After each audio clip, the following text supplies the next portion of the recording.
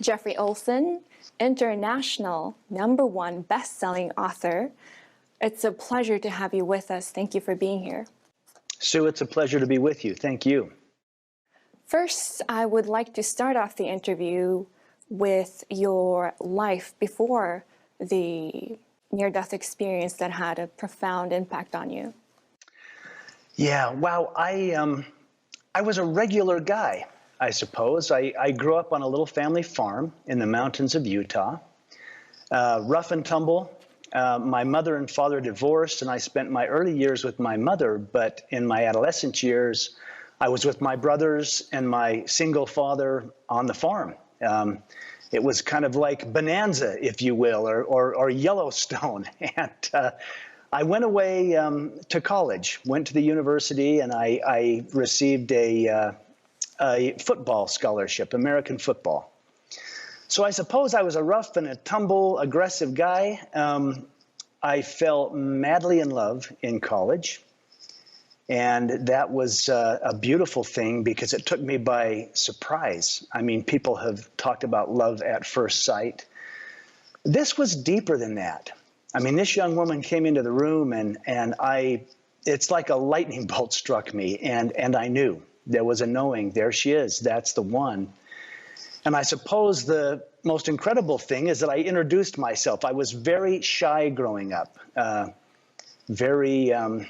would be the guy that would stand in the corner and not say much and observe. But we started a friendship, turned into a relationship, turned into a courtship, and we were eventually married and madly in love. I had a marketing background, so I was working at an ad agency. I had recently broken off and started my own ad agency with partners. Tamara, my wife, was a school teacher, and we had 2 beautiful boys. But I suppose if I was to define myself, I was probably still the red personality. Let's take charge. Let's go fight, win. Very competitive. Let's beat the other guy and come out on top. And that was life before the accident. What was your faith before the accident? I believed. I had a faith before the accident and still do. But before the accident, I would probably classify myself as religious. I mean, I would be in church, in the church pew, following the rules, doing what I had been taught was right, which was not a bad thing. I have a great respect for organized religion. The near-death experience shifted that in many ways. But before the accident, I was a believer. The experience kind of shifted everything and turned it inside out, upside down, and yet expanded it in a beautiful way. What happened on the day of your near-death experience? And it's interesting to go back to the accident. And it's a very tender time for me. It was in March that the accident happened, so it will be 26 years ago this month. And we had been on a family vacation.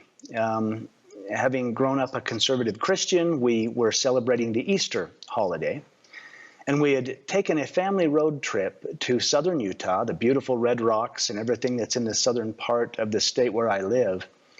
And we were also visiting Tamara, my wife's family. Her parents and grandparents were also there. And it was a beautiful weekend. We had a fantastic visit with the family. We did all kinds of family traditions. You know, we would always take eggs and color the Easter eggs and hide them in the garden. And the kids would go find them on Sunday morning. And we had a beautiful meal. And it was Monday. It was the Monday after the Easter holiday that we were headed back on road home. And it was about a 5-hour drive for us. And it's interesting that day, I'll never forget certain things about that morning. We had hugged everyone. We had said goodbye. I had put the kids in the car and buckled everyone in safely. And we were just pulling away from the curve. And there was my wife's mom and dad, grandma and grandpa, waving on the porch the way they do. And as I began to pull away, Tamara stopped me. She said, "Stop, wait." and I thought she had forgotten something in the house. I put the car in park, and she said, "I just want to go say goodbye to Mom and Dad one more time." Now, in that moment, I thought, gosh, women, we've hugged, we're ready to go. Let's get on the road. But I noticed as she went to the porch, she ran up and she not only hugged them both, but she kissed them. And I noticed that. I watched as she hugged them and kissed them. And then she turned and, had this glowing smile on her face. And she came running back and jumped in the car, and away we went. Now, in the normal turn of events, that probably wouldn't have been a big deal. But based on how that day rolled out, that was the last goodbye. And so in hindsight, I see how critical and poignant that was, that she stopped the car and ran up to hug her mom and dad and kiss them both. As we took off, I hit the interstate. I set the cruise control on the car at 75 miles per hour, which is as fast as I could legally go. I was hurrying. I wanted to get back home. I was missing a day of work because of the trip, and I was thinking of all that stuff that I was missing out on, that I had to do, I would need to catch up on. And that was an interesting event for me, too. I'll never forget this. As we drove, I merely looked in the rearview mirror of the car to check on traffic, to see what was going on behind me. And as I just peeked in the rearview mirror, it's a moment. It was a moment in time, but as I peeked to look at traffic, Griffin, my little toddler son, caught my eye just in that glance. And I noticed that he was sound asleep in his car seat. And in that glance, it's almost like time stood still. I noticed the details. I had the thought, wow, we were told we may not have another child, and here he is, and he's beautiful. He's our miracle boy. And I noticed details like I noticed how long his eyelashes were, even in a glance. And I thought, what a beautiful child. And I heard Spencer, my 7-year-old, playing, he had little action figures behind the driver's seat where I was. And I just heard all the joyful noise of a little boy. And I thought, wow, I'm so lucky. I'm so blessed. And I peeked over at Tamara, my wife, who had also reclined her seat back. And she was also sound asleep. She was sleeping, but she was still holding on to my hand. And I had the thought, wow, she's still holding on to my hand.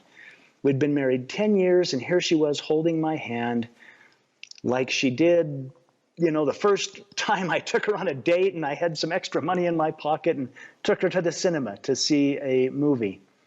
But it was a profound moment of gratitude, of absolute gratitude, thinking, wow, look what I'm surrounded with. How do I deserve this? And of course, my attention went back to the road, and I proceeded to drive as we headed home. And it was probably about an hour after that that the accident took place. There was reports of crosswinds. There was reports of a red pickup truck that was driving erratically on the interstate. One of the most difficult parts of this story is I believe I may have just nodded off at the wheel, just for a moment, and that had haunted me. I was a father with a young family. I was working those long, 14, 16-hour days, and I may have just blinked off. And whatever happened, I swerved to the right, I overcorrected to the left, and in overcorrecting, I lost control of the car. And then the car began to roll, not off the road, but down the road at that high speed of 75 miles per hour. And it was a horrific accident. The accident reports say we probably rolled no less than 6 or 8 times. I blacked out for that. I don't recall rolling. I remember swerving and losing control. But when the car came to a stop, when the car finally came to rest, I was completely conscious. I was alert. I was awake. The first thing I heard was my 7-year-old, Spencer, in the back seat behind me, and he was crying hysterically. And my first thought as a father is, I've got to get to my son. I've got to get to my boy. And that's when I realized I could not move. I was pinned, and I couldn't tell whether it was to the seat or the floorboard. There was the rancid smell of gasoline. I was unaware of my injuries. I knew I was struggling to breathe. I knew I was experiencing intense pain, and I knew I was losing consciousness, but I was unaware that both of my legs had been crushed. In fact, my left leg eventually was amputated above the knee. I had damaged my back. I had damaged my rib cage. My lungs were collapsing. My right arm had almost been completely torn off, and the seatbelt had cut through and ruptured all my insides. I was unaware of that. The adrenaline and my child crying. But that's when the brutal reality hit that no one else was crying. And I became acutely aware right there on the accident scene that both my beautiful wife and my youngest son were gone. They were killed instantly in the accident. Now that's the worst hell I suppose a man could be in. I mean, here I am, I'm losing consciousness. I've got a hysterical 7-year-old in the back seat. Half the family has passed. And I was driving the car. I mean, the guilt, the regret, the remorse. I kept thinking, can't I just wind back those 3 seconds? Can't I just wind it all back? And it was in that moment, that darkest moment. And I recall attempting to speak to my son, Spencer, as he was crying. And I was able to share with him, and he actually remembers this, but I said to him, I said, son, it's going to be okay. And my thought was, actually, that's a lie. It's not okay. This was a horrible situation. But it was in that dark moment that the near-death experience began. And what happened is, as I had that thought that this is not okay, things went black, and then it felt like light came, like tangible light rushed to me and came around me. I felt as if I was surrounded by tangible light that was comforting me. And I began to rise above the accident scene. It felt as if I was lifting above the accident scene. And suddenly I could breathe. Suddenly the pain was gone, and I was actually having the thought, how can I be okay? And as I was having that thought, Tamra, my wife, who I knew was deceased at the scene, suddenly she was there in the light with me. And she was fine. She was beautiful. She was gorgeous. She was radiant. It's difficult to share what had happened in the accident is because she had reclined her, had laid her seat back and was sleeping. The seatbelt had not restrained her properly. And she had suffered head trauma in the accident, which I was aware of. I don't often share these things. I don't do that to be insensitive or graphic or morbid, but it was a horrible scene. And yet in the light, here she was, beautiful, gorgeous, radiant, and she was there. And yet she was communicating to me and saying, Jeff, you can't stay, you've got to go back, you've got to go back. And we literally had a conversation.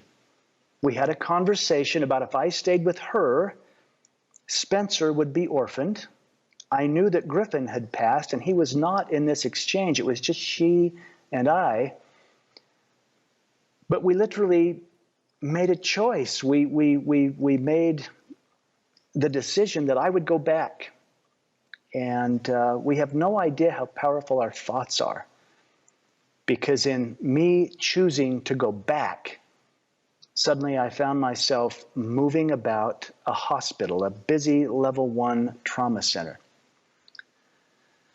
No, I have no concept of time in this bubble of light, if you will. I later found out people arrived at the scene. Spencer was banged up a bit, but he physically walked away from the accident. Emotionally, he thought the whole family was gone. I had to be extricated from the car and was airlifted or life flighted to the nearest level 1 trauma center. I had no knowledge of that. I knew I had crashed the car. I knew I had had this profound light experience. I had said the most profound goodbye I would ever say. And here I was moving about a busy emergency room hospital. And yet in moving about, I was very much aware I was experiencing the doctors, the nurses, the other patients, the families of the patients. It's as if I had a 360-degree awareness of what was going on around me. And yet everyone I encountered, every single person, I knew them perfectly. They were strangers in this realm, but I knew them. I knew their love, their hate, their motivations, their struggles, their joy. I knew their hearts in such a way that it felt as if I was connected. I call it now a oneness. I was connected. I was one with them. They were me. I was them. And it was this beautiful, profound sense of knowing. For instance, a nurse passed me, seemed to be completely unaware of me, but in that instant, I experienced, or I felt, the abuse she had suffered as a child, both physical and emotional and sexual abuse, and I felt that. But in that same instant, I felt her magnificence. It was like, wow, look at her here, serving, healing, assisting people in a hospital. And that's just one small snippet. Everyone I encountered, there was this knowing, this connection. I knew them as well as I knew myself. And I finally came upon a man or a body on a gurney that I didn't feel anything from, which I thought was odd. And that's when I stepped forward to take a closer look. And that's when I realized, oh my goodness, that's me. Or that's my body. I was having this profound, connected experience, but I realized there's my skin suit, if you will. There's the body. And I suppose it was at that moment that I realized, wow, I'm out of the body. I'm dead, I suppose, but I was very much alive and feeling in a way I'd never felt before. And yet as I looked at myself or my body, I knew I'd made that deal. I had promised my wife I would come back and raise our son, and I knew I had to get back in the body. And again, we have no idea how powerful our thoughts are. You know, when I had that thought, when I made that decision, when I had that intention, I'm going back in, bam, I was back in the body. But back to all the pain and the grief and the trauma and the regret and the suffering, the guilt, all of it. And it was a very heavy experience. I was ventilated. They had a big tube, down my throat, breathing for my lungs, which had collapsed. My legs were obviously immobile, having been crushed. My right arm was immobile, having had the entire rotator cuff and everything ripped out. And they actually tied down my left hand eventually because I kept reaching at all the medical equipment. And it was a very challenging experience, but I learned a lot. I learned a lot in the hospital. And you had a life review experience. Could you tell us more about that? Let me share that with you, because I was in the hospital for 5 months. I had 18 surgeries while they worked with me. And then once in the hospital, of course, I was on morphine and all kinds of things. It's interesting to point out the two most powerful experiences for me were at the scene of the accident, when I made the deal with my wife, Tamara, and said goodbye. And then what I'm about to share happened at the end of my hospital stay. I was out of ICU, and I had been in and out. I kept throwing pulmonary emboli, or the blood clots that lodge in your lungs. I'd had horrible infections. They had to leave my abdomen open because of the infections. But I was finally out of ICU, out of surgical recovery, and I was actually in the rehabilitation wing of the hospital, probably just weeks before I was to come home. And I had grieved so miserably, and my family had been so wonderful to support me. But the life review came at this point.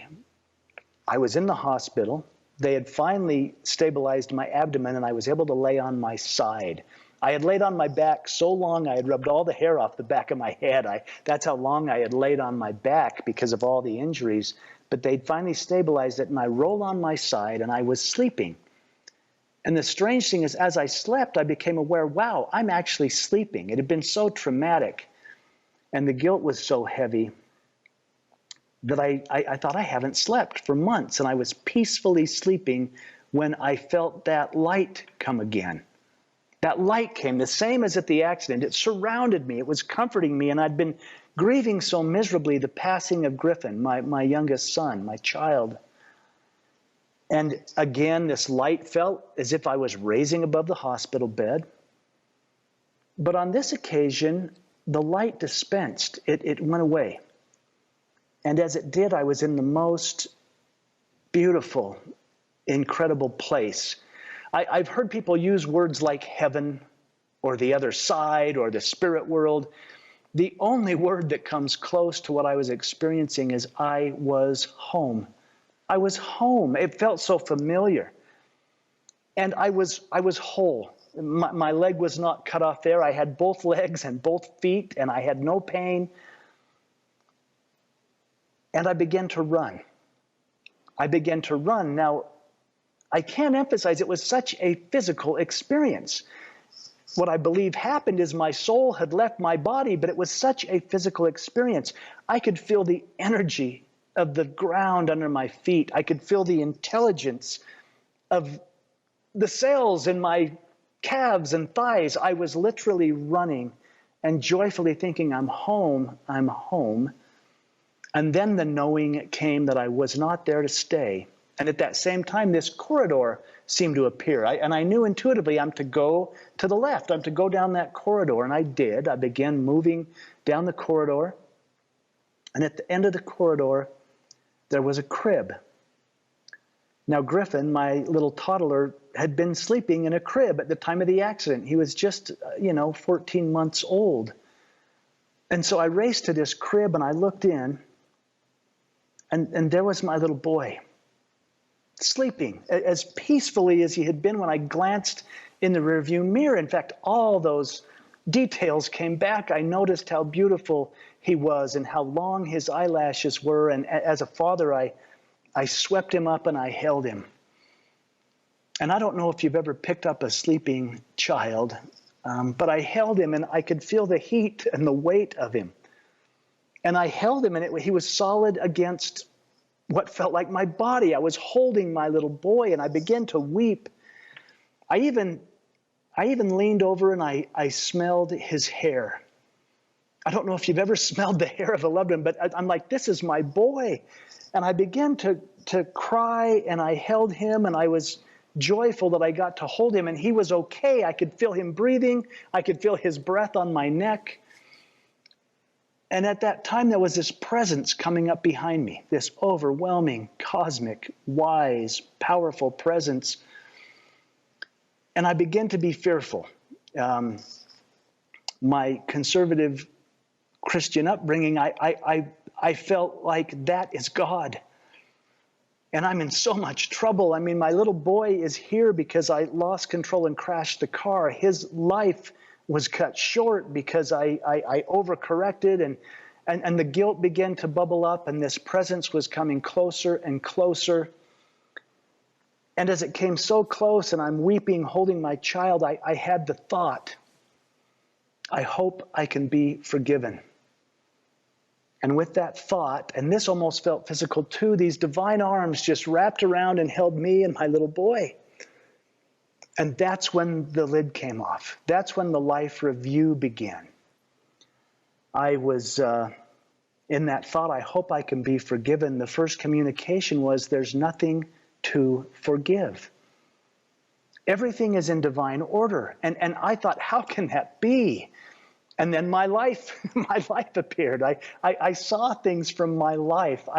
I saw my parents' divorce. I saw the insecurities that had created in me. I saw the way I attempted to overcome, or probably more specific, cover those up. For me, it was sports and athletics, and if I just perform well enough, then I'm okay. But there was this insecure little boy, and I was seeing it in that innocence, like, wow. And I saw things and I thought, well, that was a mistake. I didn't mean to do that.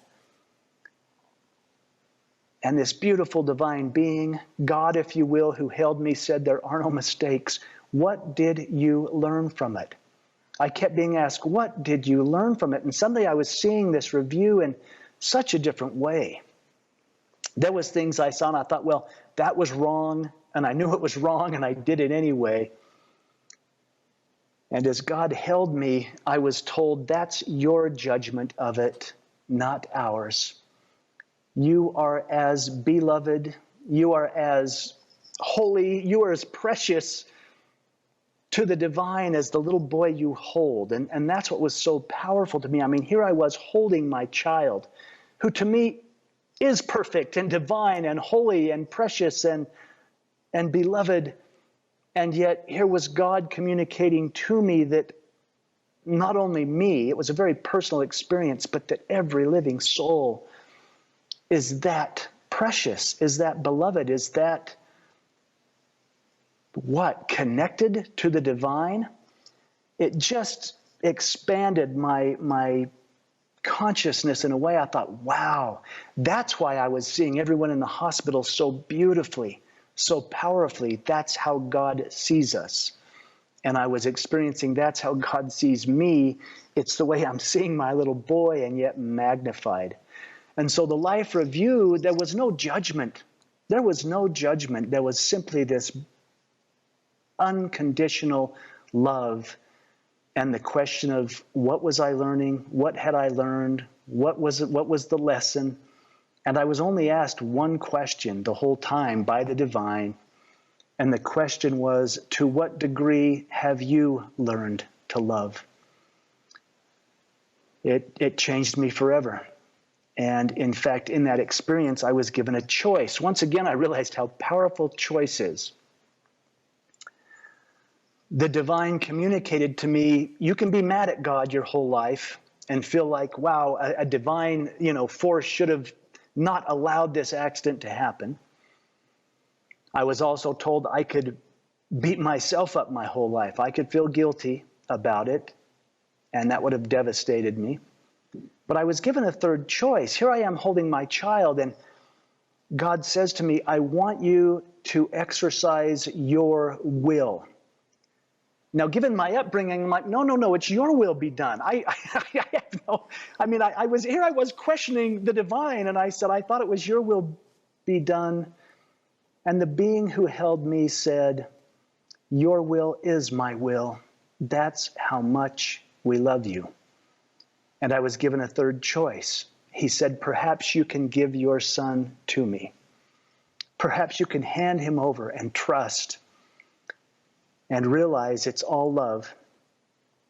And in all that peace and all that beauty and all that divine light, I was able to kiss my little boy, and I handed him over. And then I woke up, or came to myself, and suddenly I was back in the hospital bed, back to the amputation and the right leg all splinted up, and the colostomy bag, and the right arm that was all in a sling. But I had a little bit different perspective, and I had exercised my will. I had given my son to God rather than feeling like he had been taken away. And what did you learn from the life review?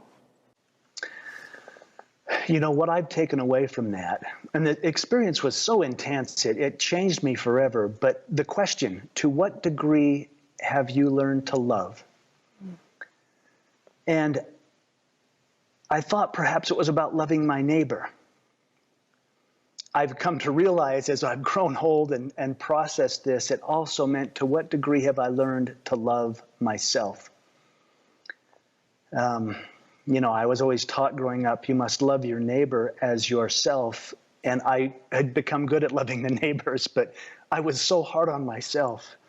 And being in those arms and feeling that unconditional love of the divine, it was almost like in holding my child, I could see myself as an innocent child. And I could realize I'd done things that didn't work for me. I'd done things that were contrary to my integrity. But rather than judging them and beating myself up, I could ask, what did I learn from it? And how will I change? What will I do differently? And so I came back from that life review wanting to love more, wanting to somehow in this realm be, even if on a small level, some manifestation of that unconditional love that I had experienced in the arms of the divine. How are you and your family doing now? How is your son? You know, it's a beautiful thing. And as I say, it's been 26 years since the accident happened. But things unwound in a beautiful way. I mean, the near-death experience changed me, but I had a big realization in coming home. My brothers, who are my heroes, they came to get me out of the hospital, and I was going to be going home to my younger brother's house where Spencer, my son, had been staying. And I was so worried about how he would accept me. How would this affect him? I mean, I had been the rough and tumble father, and I was not that anymore. I was in a wheelchair. I had a colostomy bag. I had my arm in a sling. My right leg was all up in a brace. My left leg was amputated. And as we arrived at the house, I saw my son Spencer looking out the window, watching as my brothers, his uncles, literally had to lift me out of the car and put me in the wheelchair. And I thought, how is he going to accept this? And I began to navigate. It was an electric wheelchair. All I had was my left hand to drive that. And so I would begin navigating. My brothers had built a ramp that would allow me to get into the house, and they were emphatic that I do it myself.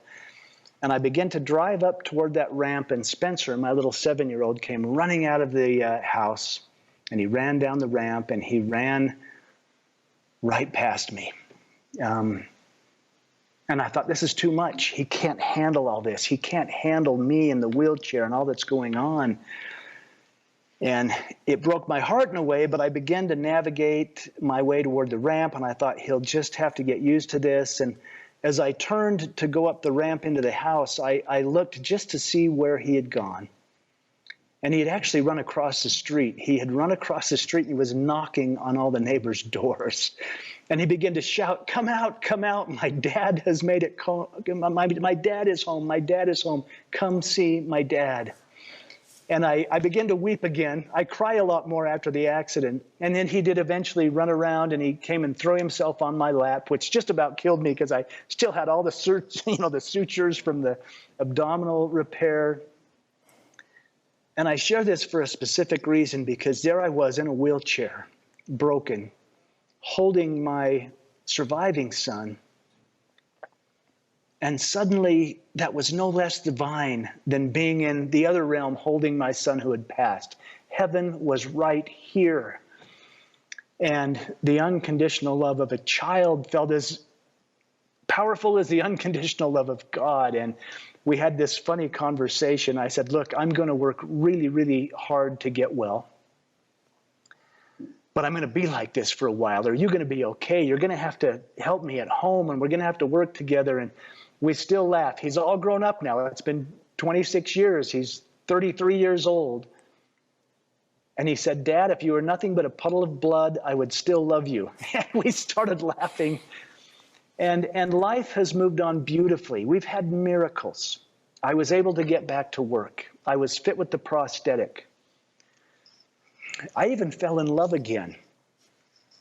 I remarried, and I felt guilty about that. I think I have a guilt complex. At first, when I realized I was having feelings for another woman, I didn't know how to deal with that. I ended up at the grave of my first wife, and I was kind of angry. I think I was in a mood for a fight. I was like, how dare you leave me? I'm so lonely, and I'm trying to raise our boy, and you're in that beautiful place. And as I poured my soul out, I swear I felt her come to me. I felt as if she was right there. I didn't see her, but I felt her hands on my shoulders as I was hunched over, sobbing over her grave. And she actually communicated and said, I loved you enough to go. And I thought, how can that be? And the communication was, we had a deal. I would have loved to stay and grow old with you, but your soul wouldn't have gotten what it came here to experience, and I loved you enough to go. And I said, yeah, but I'm having feelings for another woman. And she laughed at me. She laughed and she said, of course you are. She said, I know you are. I know who you are. And she communicated that she had sent Tanya, my current wife, I sent her your way. And Tamara, my wife who passed, has a great personality. She said, Jeff, you're a pretty good dad. But she said, my little boy deserves a mom. And she's a good woman. And so from there, you know, the relationship advanced, and we became married. We adopted 2 boys. I don't even call them my adopted sons. They're just my sons. We rebuilt a family, and beautiful things have happened. It doesn't mean I didn't grieve miserably, but I feel like I have 2 really powerful guardian angels that look out for me. In Tamara, my wife that passed, and in Griffin, my little son, who doesn't feel like a little son. When I feel his presence now, it feels like a massive guardian angel that's looking out for the old man and guiding us through life. So life has unfolded in a beautiful, beautiful way for me. You came back from the hospital, your son embraced you and hugged you, and that felt like a heaven that you felt when you were out of your body. How else have you experienced it? Wow, what a great question. In the little things, I experience heaven in the little things. You know, people will say, well, you must have been spared for a huge purpose, you know, to raise your son. And then I look at the little things and I think, no, I was spared to play catch with my son, or to watch one more sunset, or to hold my wife's hand. Those have become the incredible miracles, if you will. And I've experienced heaven in interesting ways. I work in the city, and we have homeless people. I was leaving work one night. I had taken the bus into work, and Tanya had brought the car. We were going to go have a date night. And she was waiting in the car, and I came out of the office, and this homeless man came up. And of course, he started talking to me and was asking for money. And I have a huge soft spot, but I kept saying, well, I got to go. Look, my wife's waiting over there. And then something came over me and said, look at him. Look at him. And I looked him right in the eye. And suddenly he became my brothers. He became my son. Suddenly he became me. I thought, wow, had I not had the family support I have, I could have been him, strung out on some corner, wondering what happened. And as I peered at him, suddenly he became divine. And I remembered being held in the arms of God, and it just overcame me. I threw my arms around him and I held him. I hugged this man, and he hugged me back. 2 grown men, strangers. And it almost came out of my mouth before I realized what I was saying. I said, I know who you are. And he said to me, I know that you know. And we stood there and wept. I'm sure Tanya sat in the car and thought, what is going on? But suddenly heaven was there. And I realized he didn't, I mean, I'd have given him everything in my wallet at that point, and he no longer wanted the money. He just wanted to be acknowledged and recognized. And yeah, that was heaven for me, when I suppose I call it the veil. It lifts, and suddenly heaven is right here. And there's nowhere to go. There's nothing to become. It's simply to be in that perfect moment and enjoy the divine energy we have right here, right now. What is your biggest takeaway from the near-death experience? The biggest takeaway from my near-death experience is love and choice. That we have a choice. We can't always control what happens, but we can exercise choice in how we experience it. For so long, I asked the why questions. Why me? Why both of them? Why the leg? And it wasn't until I shifted into what can I learn from this? How is my soul expanding? And therefore, what can I do for others? When I became outward focused to others, that was the takeaway. And suddenly that question, to what degree have you learned to love, became very powerful. And in loving others, it allowed me to love myself. And that's where the healing was found. And I don't know if one needs a near-death experience to connect with that divine love and that divine energy of reaching out and supporting and being kind and compassionate and just being a person of love. That's all. That's my takeaway. Gosh, if I can show up in love, then that's my purpose. Love is a big word, and it has many definitions. What is love to you? Love is so many things. There are so many definitions. There's romantic love. When you fall in love, there's, gosh, I love good food. Love, if I could lean into the essence behind the word. Words are just words, and words often get in the way when we're attempting to communicate. One of the most difficult things about telling this story is choosing the words, but love to me is letting go of expectations, letting go of conditions, and leaning in to pure, unconditional love, love without conditions, and loving myself. If I can love myself, then that love radiates out. And it's so much easier and more natural just to love others. You have a new book that just came out. You co-authored with your son. Could you tell us about that? We had no idea. I mean, some guys fish, some guys golf, or they work on cars. My son and I wrote a book, my oldest son, who survived the accident with me. And he wanted to do this. I had this profound near-death, out-of-body experience. He didn't. He was a 7-year-old child, and he lost his mother. He lost his brother. In many ways, he lost his father. I was never going to be the same. And as he grew up and became an adult, he said, "Dad, I want to do something for the little ones. I want to do something for those who were like me, who had nothing." And we decided to write this book called Where Are You? And we thought we were writing a children's book. It's written from his innocent 7-year-old perspective. Where are you? I've looked in the kitchen. I've looked in the garden. I've looked in the sky. Where are you? And it has a beautiful wrap up as he realizes that his mother or his brother or anyone who has someone pass, they live on within us.